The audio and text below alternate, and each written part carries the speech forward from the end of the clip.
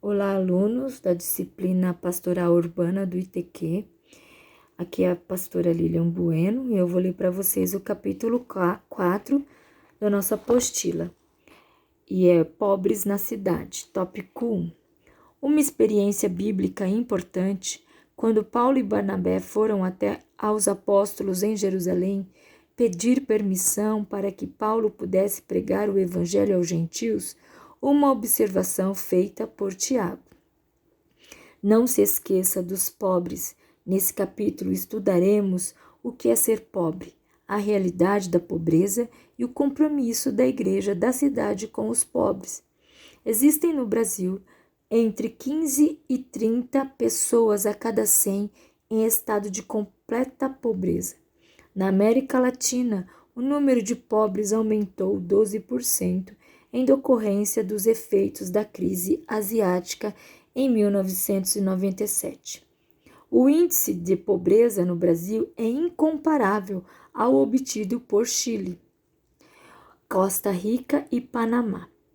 A situação é ainda pior na Bolívia, Equador, Honduras e Nicarágua, onde a cada 100 pessoas, mais da metade está em situação de pobreza absoluta. Argentina e Uruguai são os países em melhor condição, nos quais o índice não chega a 15%. Conceituação da pobreza.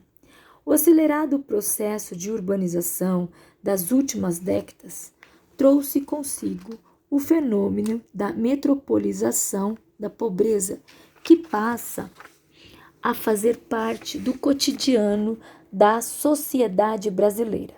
O pobre na cidade é uma realidade mundial. No Rio de Janeiro, a quarta parte da população vive em favelas. Pessoas que vivem do lixo. O tráfico de drogas se apresenta como uma alternativa de dinheiro fácil, uma maneira vantajosa de adquirir fortuna em detrimento da desgraça do pobre. Adolescentes entram por este caminho como distribuidores de drogas, sem escola e com uma perspectiva de vida muito baixa, devido aos diversos confrontos com a polícia, que na maioria das vezes resultam na morte. São por demais conhecidos os outros atributos que determinam uma situação de pobreza.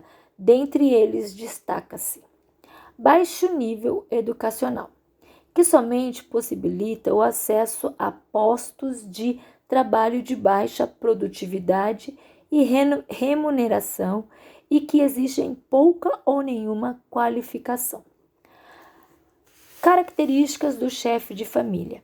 Famílias chefiadas por mulheres são particularmente vulneráveis à pobreza, o mesmo ocorrendo quando os chefes são pardos ou pretos, para não falar do fator idade diante da alta seletividade do mercado de trabalho a favor dos mais jovens. Tamanho e estrutura da família. Famílias numerosas com crianças menores de 10 anos de idade e local de residência, rural, urbano e regional. Quando um cristão começa a se relacionar com Deus, ele passa a sentir a necessidade dos carentes e oprimidos. Jesus disse: se deres de comer ou beber a um desses pequeninos, dos quais é o reino dos céus. Tiago 2, 5, 15 e 16. A pobreza e a indigência são realidades. Esta realidade é inegável. Não há como anular todo o preconceito desenvolvido pela sociedade em função dos desfavorecidos. O racismo e a exploração são fatores preponderantes no que diz respeito à pobreza. O pior de tudo isso são os efeitos produzidos nas crianças e na juventude de modo geral. Outra classe que se apresenta como uma grande realidade no contexto atual são os indigentes. Estes representam 12% da população brasileira, o que significa 16,6 milhões de pessoas. Classe de indigentes. pode-se classificar como indigentes aqueles que não têm escolaridade, profissão, moradia, família, documentos e vivem errantes pelos diversos pontos da cidade. Geralmente são frutos de uma história triste, um drama familiar, mortes trágicas de parentes ou problemas psicológicos. No Brasil, segundo a ONU, existem entre 15 a 30 pessoas a cada 100 em estado de completa pobreza. O cristão não pode ficar alheio às necessidades de seu mundo e de seu tempo. Um dos grandes desafios da humanidade para o próximo milênio é pão para quem tem fome. Com vistas à formulação de um programa de segurança alimentar, foi elaborado um estudo que desenha o mapa da fome no Brasil. Embora exista controvérsias quanto à magnitude do problema, o documento indica que a distribuição do problema também obedece ao padrão regional que vem sendo assinalado, tendo como boa parte dos habitantes do Nordeste e do Sudeste, as necessidades estão muito visíveis. Também é preciso observar que 130 dos 185 municípios do Ceará têm renda per capita menor do que a Burkina Faso, um dos países mais pobres da África. Olha que informação. Por conta dessas diferenças é que defendemos uma mudança na sistematização de dados sobre qualidade de vida na América Latina e no Caribe.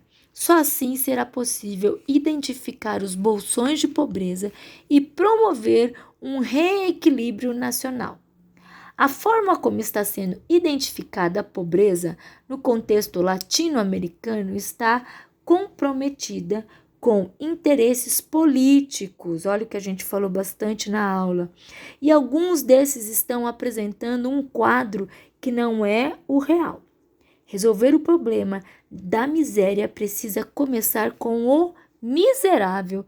Ele precisa entender sua situação e, ao mesmo tempo, receber capacitação necessária para sair da estagnação existencial em que se encontra.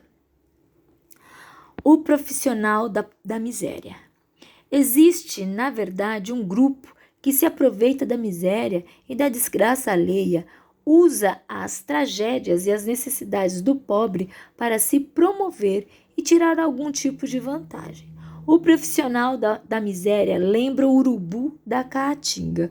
O urubu, bicho, se alimenta da seca, da doença, da fome dos outros. O urubu profissional não só se alimenta da desgraça alheia, como a promove. Deve-se respeitar a pobreza, tratar os pobres com dignidade. John Scott menciona: a pobreza deve sempre incomodar. Nunca pode-se estar conformado com a pobreza. O Pacto de Lausanne, o mais representativo movimento cristão do último século, apresenta a seguinte afirmação a respeito da pobreza. Afirmamos que Deus é tanto o Criador como o juiz de todos os homens. Portanto, devemos participar dessa solicitude divina pela justiça e reconciliação em toda a sociedade humana e pela libertação do homem de toda forma de opressão. Sendo o ser humano feito à imagem de Deus, toda pessoa, independente de raça, religião, cor, cultura, camada social, sexo ou idade, possui uma dignidade intrínseca, razão pela qual deve ser respeitada e servida e não explorada. Deus tem interesse em se revelar a todos, independente de sua condição social, raça, sexo ou cor. Quando se pensa nos menos favorecidos, se deve ter em mente o que podemos fazer para ajudar. No contexto latino-americano, vive-se em um continente com aproximadamente 570 milhões de habitantes, sendo que deste grupo, em torno de 70% são pobres. Eu vou parar aqui e vou continuar num outro vídeo, tá bom? Mas é uma situação bem delicada que a gente vive no nosso país. A gente discutiu bastante isso em sala. E os urubus profissionais, isso é muito interessante, né? Eles não só vivem da desgraça, como a promove para que as pessoas continuem miseráveis e tirar vantagem e lucro disso. Isso é muito triste, isso é muito deprimente no nosso cotidiano, mas isso é uma realidade do nosso país, não é verdade? Deus nos abençoe.